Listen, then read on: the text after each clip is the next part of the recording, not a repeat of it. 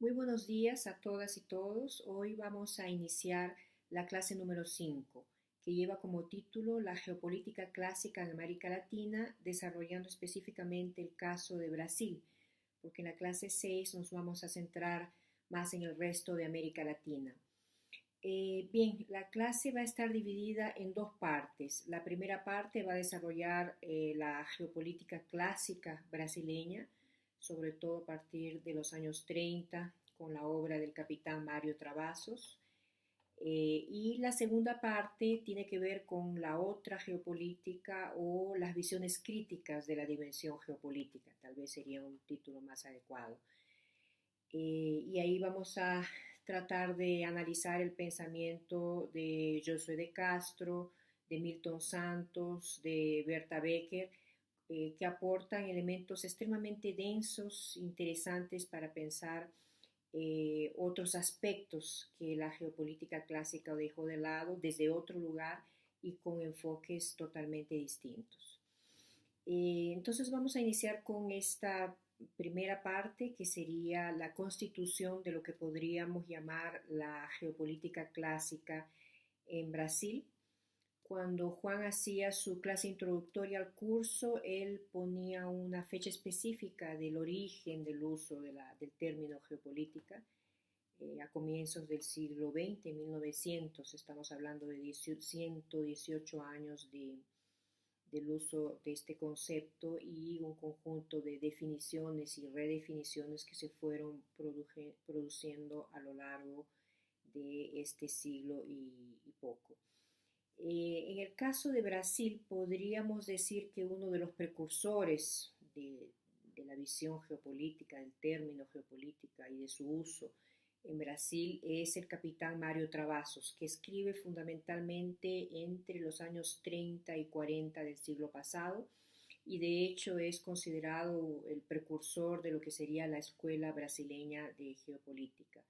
Y posteriormente este concepto y esta dimensión de análisis es retomada por el general Govelí de Couto Silva y Carlos Meira Matos.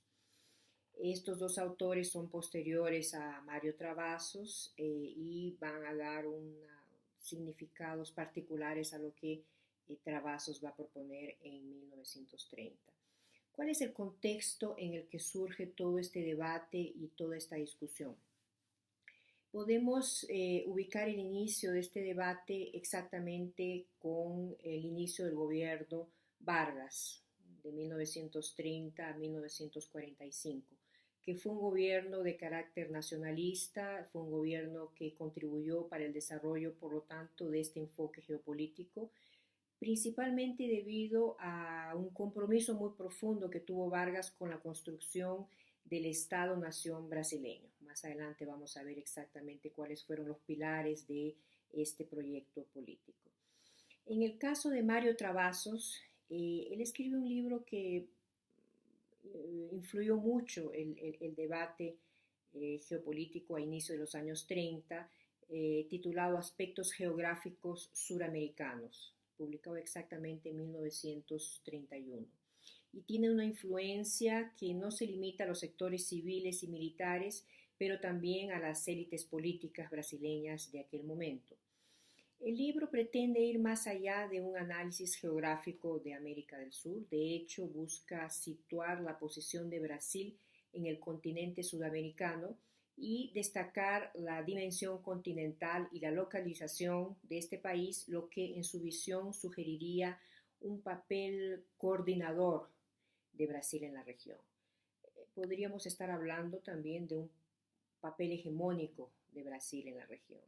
Y es interesante porque este debate va a ser de alguna manera retomado en la década de los 70, inclusive inicio de los 80, cuando se habla del subimperialismo brasileño, y será retomado a inicios del siglo XXI, cuando este proceso integracionista que marcó los primeros 15 años del siglo XXI y significó una redinamización de los proyectos y procesos de integración, nuevamente coloca a partir de ciertos sectores de la izquierda latinoamericana el potencial hegemónico de Brasil, el potencial desde una perspectiva subimperialista. Pero este es un debate que vamos a dejarlo para más adelante. Simplemente quería hacer referencia para, digamos, el inicio de lo que podría ser un debate que va a ser reeditado a lo largo de toda la segunda mitad del siglo XX, inicio del siglo XXI. ¿Qué cosa es lo que Mario Travassos va a proponer? En primer lugar, él va a proponer al gobierno de Vargas que defina una infraestructura en el sector de transportes, una infraestructura basada en lo que él va a llamar las líneas naturales o geográficas de circulación del propio territorio. Esto como un instrumento de control del territorio en manos del Estado, ¿no? Esta es una característica muy particular de estas primeras concepciones de lo que es la filosofía clásica tanto europea y que se refleja también en América Latina. El Estado como actor principal, fundamental de integración del territorio, de formulación de las políticas de desarrollo y control de las fronteras, que es una cuestión muy importante en este momento. Travassos sugiere que la influencia política y económica de Estados Unidos en la región se expresa claramente en el Canal de Panamá, y de hecho el Canal de Panamá, construido si no me equivoco, la construcción se inicia en 1910, 1911, dura más de una década, y esto da a Estados Unidos todo un control geopolítico, no solamente del Caribe, pero de todo el continente latinoamericano. Y Travassos llama la atención hacia este fenómeno y llama la atención a la influencia geopolítica que el control de este paso bioceánico entre el Atlántico y el Pacífico significaba. Si esto es el inicio de lo que puede ser una posición de una cierta crítica a la hegemonía de Estados Unidos, no sé si podemos ir tan lejos, pero él lo manifiesta en esos términos.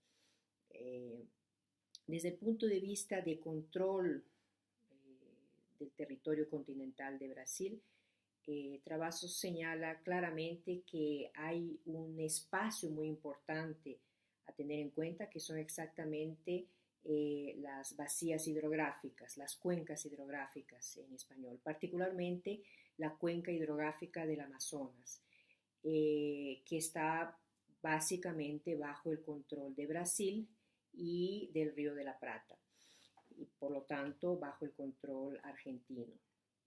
Esto significa esencialmente la penetración al territorio de América del Sur, que significa el Plan Alto Boliviano, y él va a dar una importancia muy grande al Plan Alto Boliviano como un articulador, un pivot geográfico que significa el control también de esta cuenca hidrográfica Amazonas. Él inclusive va a utilizar el término centro geográfico del continente para referirse a Bolivia, lo que significa que este autor ya tiene una dimensión territorial clara y una dimensión geopolítica de lo que significa el control, el acceso de espacios geográficos estratégicos que incluyen las cuencas hidrográficas. Y en ese sentido, el autor va a sugerir que esta posición de Brasil en América del Sur le da entonces condiciones de ejercer un papel coordinador, pero le da también condiciones de ejercer un papel de hegemonía en la región. No es apenas una coordinación, pero es una coordinación con capacidad de controlar y de ejercer hegemonía tanto territorial como política a nivel suramericano. Este va a ser para Travassos un deber político de Brasil, ¿no? Él va a proponer entonces la construcción de redes de transporte para unificar territorialmente, en principio, Brasil como país continental, las regiones del interior prácticamente despobladas, con las metrópolis en el sudeste brasileño, fundamentalmente São Paulo, Río de Janeiro, en alguna medida Minas Gerais también. Va a proponer la intensificación gradual de las relaciones económicas y políticas entre estas regiones brasileñas, es decir, el control territorial significa la integración de los territorios, pero también la intensificación de las relaciones económicas y políticas entre estas regiones. Se trata entonces de la implantación de una política territorial a través de redes de transporte nacionales que de alguna manera sean capaces de integrar el territorio brasileño, pero también desarrollar una política económica capaz de dinamizar estas relaciones. Entonces hay dos dimensiones, la dimensión económica y la dimensión de ocupación territorial del continente brasileño, digamos, ¿no? Entendiendo Brasil como un país continental, que es esta la forma en que van a verlo tanto Travassos como los otros autores que vamos a trabajar en la constitución de lo que podríamos decir esta primera formulación de la geopolítica clásica. En relación al contexto en que surge esta propuesta de Travassos, que fue exactamente el gobierno nacionalista de Vargas, fue un momento muy importante porque es aquí que se va a levantar la idea de la nación brasileña, la idea de integrar territorio para constituir la base material de esta nación, de este proyecto nacional. De hecho, Vargas significa y expresa un proyecto nacional en Brasil, un proyecto que, entre otras cosas, promovió, por ejemplo, la creación de los sindicatos sectoriales, los sindicatos nacionales. Es el momento en que se conforma el sindicalismo en Brasil de manera más fuerte, como un proceso más profundo. Y son los sindicatos que hasta hoy en día marcan la organización social, la organización del trabajo en Brasil. Otro de los objetivos del gobierno de Vargas de estos primeros 15 años fue promover la creación de un conjunto de leyes laborales, de leyes que buscaban proteger el derecho de los trabajadores, crear nuevos derechos al trabajador brasileño. Entonces fue un momento muy importante donde estas leyes laborales se crean y se consolidan en el caso brasileño. Cosas tan importantes en términos de política pública marcaron también su gobierno, como por ejemplo la obligatoriedad de la educación pública, gratuita y laica, y entre otras cosas, desde el punto de vista económico, la implantación de una infraestructura de transporte en la región centro-oeste del territorio brasileño, que significó también la creación de algunas ciudades muy importantes en Brasil, como Goiânia, por ejemplo, ¿no? En 1933, Vargas va a crear la Comisión Nacional de Redivisión Territorial de Brasil con el objetivo de proponer sobre todo una división regional, ¿no? Serían las bases de lo que hoy en día es la división política de Brasil en regiones.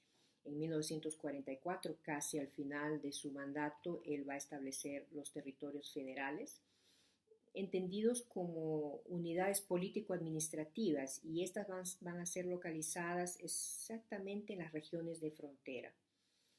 Lo que refleja la visión estratégica, la importancia estratégica que daba el gobierno de Vargas a través del Estado brasileño a la relación con sus vecinos, ¿no?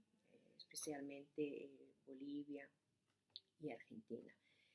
En general, en todo este periodo del gobierno de Vargas, y esto va a marcar mucho estas primeras formulaciones de la geopolítica clásica brasileña, se mantuvo una preocupación muy importante por ocupar el territorio brasileño, por ir más allá del sudeste, por ir más allá de las principales ciudades del nordeste, hacia la Amazonía, hacia el norte, hacia el sur, hacia el oeste del país.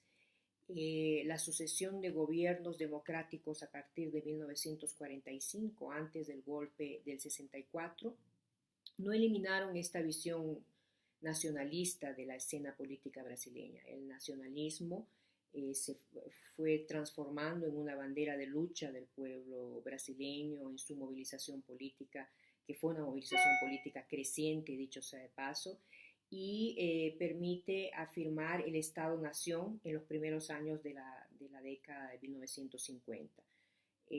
por primera vez en una unidad política territorial y nacional. De hecho, la muerte de Vargas en 1954 reunió de alguna manera simbólicamente el pueblo y la nación en una sola entidad política, el Estado-Nación brasileño. Este fue un proceso que va a sufrir transformaciones muy grandes a partir del golpe militar de 1964. Otro elemento fundamental en la formulación de la visión geopolítica clásica en Brasil fue la creación de la Escuela Superior de Guerra en 1949. Esta escuela se crea bajo inspiración sobre todo de la United States National War College en Estados Unidos. Por lo tanto, tuvo una influencia de la visión estratégica, de la visión de defensa de Estados Unidos muy fuerte desde su formulación y su creación. Los objetivos de la Escuela Superior de Guerra en este momento, en el momento en que se crea, a final de la década de los 50, era sobre todo el de crear liderazgos civiles y militares para enfrentar la eventualidad de un nuevo estilo de guerra o más que circunscrita a un frente de batalla convencional. Este frente de guerra es transformada en esta visión en un hecho social que tiene la capacidad de afectar la sociedad en su conjunto y de alguna manera toda la estructura de la nación. Esto es formulado por el general Osvaldo Cordeiro de Farías, que fue uno de los fundadores de la Escuela Superior de Guerra. Entonces, este hecho de transitar de una evaluación de la batalla convencional transformada en un hecho social, de alguna manera tiene que ver con el surgimiento de lo que podríamos llamar el enemigo interno, que luego será el enemigo externo, o el enemigo interno y externo, que es el comunismo internacional. El principio de defensa nacional es sustituido por el de seguridad nacional, que se convierte entonces en un elemento central en los análisis de la Escuela Superior de Guerra. Y esta defensa de la seguridad nacional tiene que ver con la defensa de la seguridad interna también, con la defensa de la nación frente a la emergencia de grupos subversivos, de grupos que creen el caos y que impidan el desarrollo nacional, el desarrollo económico, etc. La lógica de esta visión tal vez tiene su expresión más radical en un documento que yo recomiendo a todos los que participan de este curso puedan leer, lo que es el AI-5, el Acto Institucional número 5, que fue emitido en 1968 por la dictadura militar y que refleja el endurecimiento de la dictadura militar en Brasil, 4 años después de haberse iniciado, donde se coloca exactamente esto, el valor del orden, del progreso, como un elemento central para garantizar el desarrollo de la nación frente a la amenaza del avance del comunismo a nivel internacional y sobre todo dentro de Brasil. Entonces, lo que va a justificar una radicalización del gobierno militar autoritario en Brasil en este momento va a ser la defensa del orden y el progreso para el desarrollo nacional. Inclusive va a llevar el nombre creado por los militares de Revolución Brasileña frente a la amenaza del comunismo. Pero entonces en este momento ya surgen las bases para este proceso de formulación teórica y que tuvo consecuencias políticas gravísimas a partir de 1964. Los militares que dirigen entonces la Escuela Superior de Guerra tienen ya pretensiones políticas de carácter nacional. Cuando ellos desplazan el ámbito de acción del campo de batalla al campo más amplio social, exactamente están haciendo esta operación de irrogarse funciones políticas de gobierno y de conducción del proceso político y el proceso económico en el caso de Brasil. Entonces, a partir de la creación de la Escuela Superior de Guerra, las élites militares, con el apoyo, claro, de las oligarquías civiles, asumen el proyecto de convertir al Brasil en una gran potencia, en el contexto, evidentemente, de un mundo bipolar, de un mundo marcado por la Guerra Fría y el enfrentamiento entre el bloque soviético y la visión de Estados Unidos. Lo que podríamos llamar la Escuela Brasilera de Geopolítica se desarrolla durante el gobierno de Juscelino Kubitschek, que gobierna de 1956 a 1961, y las tesis principales de esta Escuela Brasileña de Geopolítica se hicieron más conocidas justamente en este periodo.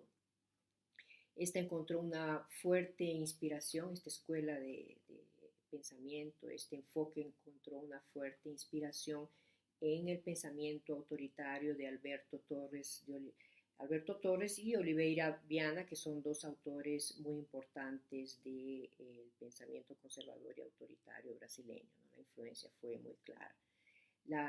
Lo que caracterizaba este enfoque era, en primer lugar, la valorización del Estado como instrumento organizador del territorio y la sociedad, la concepción de que el pueblo es apenas objeto de una acción desarrollada por el Estado. Por lo tanto, el pueblo no es un actor político, el pueblo es el receptor de una acción política del Estado, tiene un papel pasivo.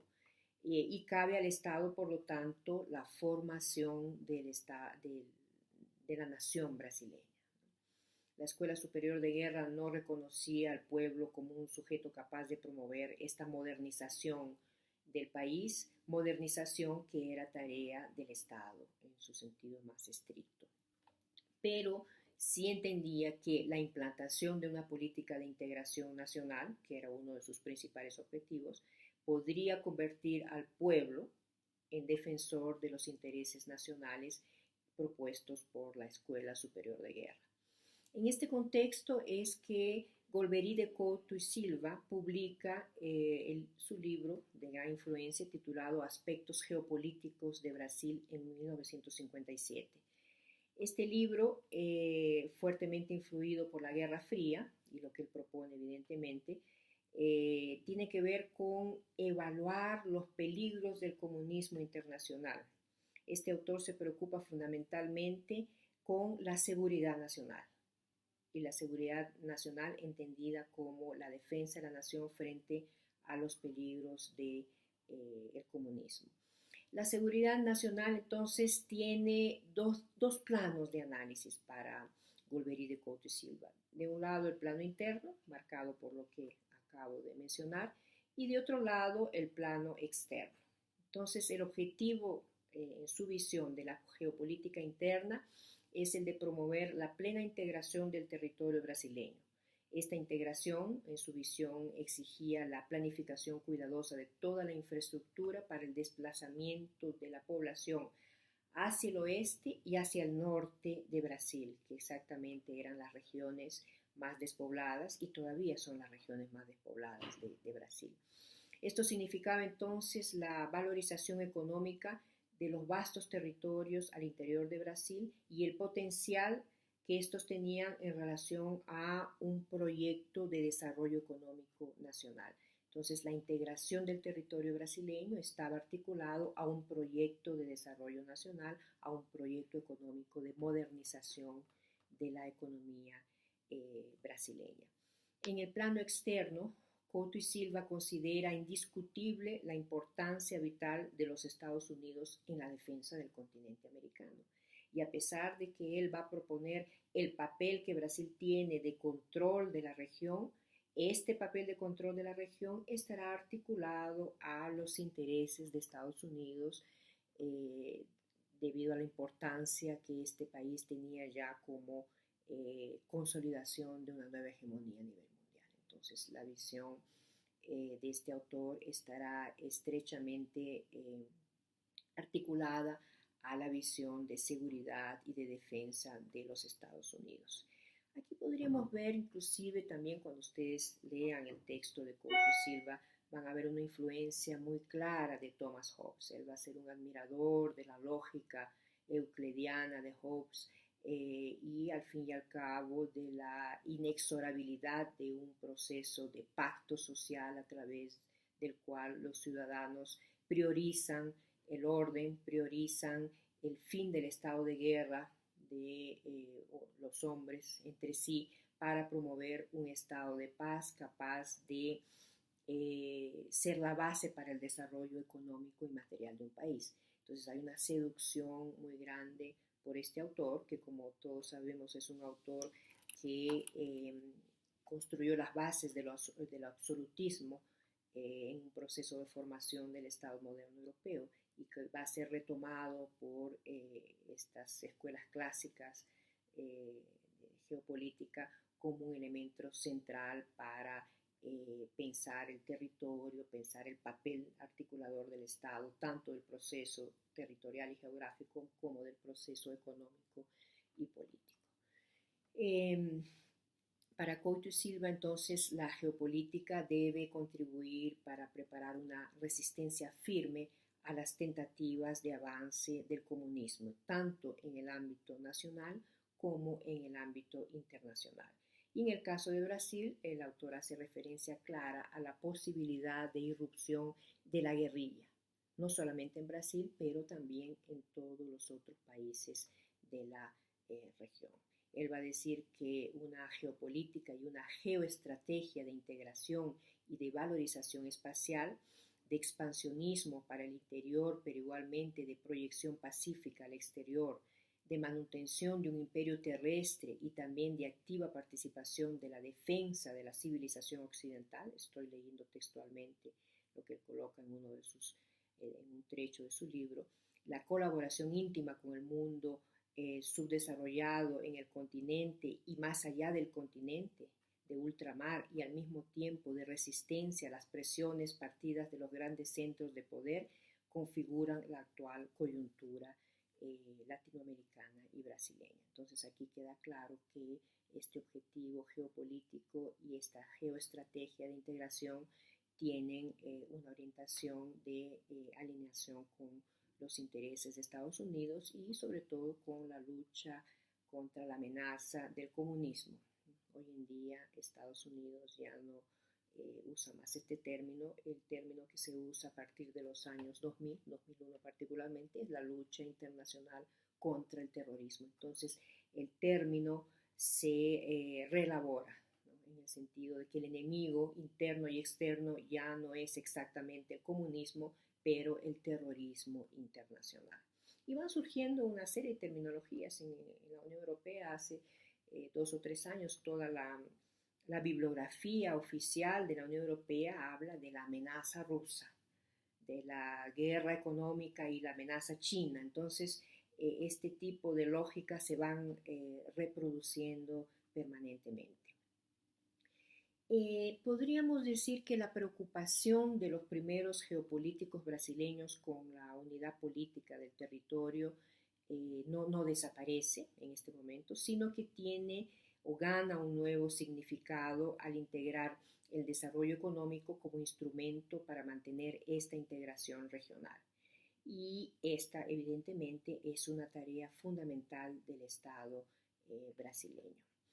Golbery entiende que Brasil presenta condiciones necesarias para dividir con Estados Unidos el papel de gendarme de las Américas, como él va a llamarlo, y por consiguiente de convertirse en una gran potencia, también una gran potencia articulada a los intereses de una potencia todavía mayor que es los Estados Unidos. En este contexto, la construcción de la ciudad de Brasilia tiene una importancia política, geopolítica muy grande en el proceso de unificación de la nación brasileña, como siendo una ciudad capital en el corazón del territorio y de otro lado consolida un mercado nacional bajo el control de la burguesía industrial paulista asociada al capital extranjero. Entonces la construcción de Brasilia, que significó la movilización de recursos humanos muy importantes, sobre todo los trabajadores que construyeron Brasilia, que vinieron del nordeste brasileño, significó la posibilidad de establecer la administración central de este Estado brasileño, visto en estos términos, en el centro del territorio brasileño. Esto va a significar un apoyo fundamental al desarrollo de la burguesía, las burguesías locales, sobre todo la burguesía paulista. La unificación del espacio geográfico brasileño se inicia con una especialización, una división nacional del trabajo.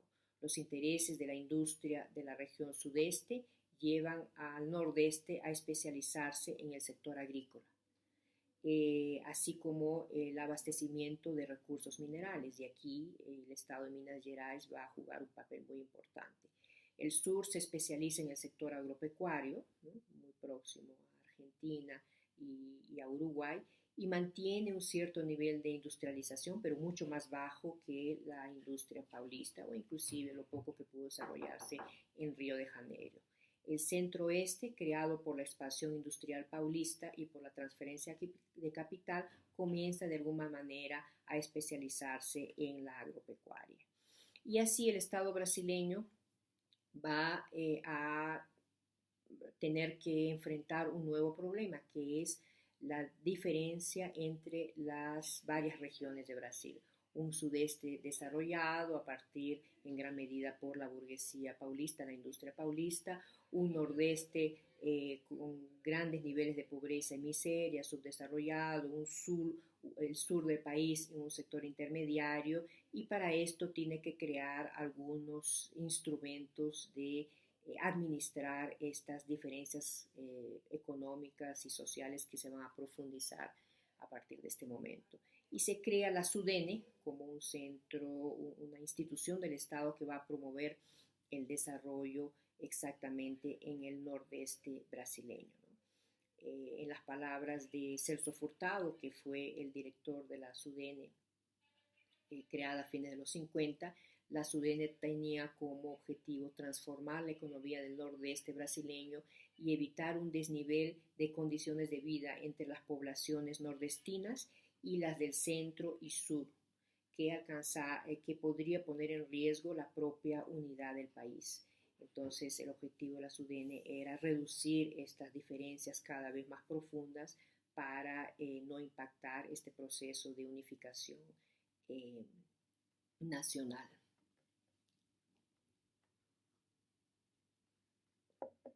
En este mismo momento hay una movilización popular muy importante, sobre todo en el campo.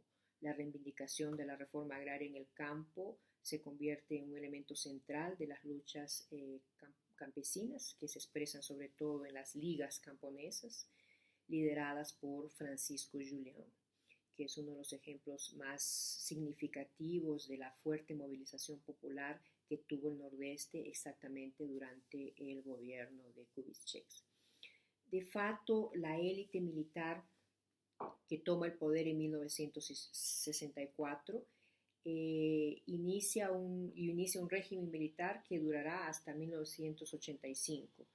De hecho, durante este periodo se colocará en práctica un proyecto nacional definido por estos geopolíticos desde la década de los 30 hacia adelante. Y este proceso va a ser un proceso profundamente marcado por una participación muy orgánica en el gobierno, en los gobiernos militares que se sucedieron desde 1964 hasta 1985. Un momento en que Brasil realmente pone en práctica esta idea, este principio de Brasil gran potencia, en que se pone en práctica un proyecto de desarrollo nacional y de modernización de la economía brasileña, y que se hacen grandes esfuerzos de creación de infraestructura para unificar el territorio brasileño, que son los elementos centrales de la política del gobierno militar y que van de la mano con las formulaciones de esta escuela brasileña de geopolítica. Esta es la primera parte de esta quinta clase. Vamos a hacer una segunda grabación con la segunda parte qué sería esta nueva visión crítica de la geopolítica durante la segunda mitad del siglo XX.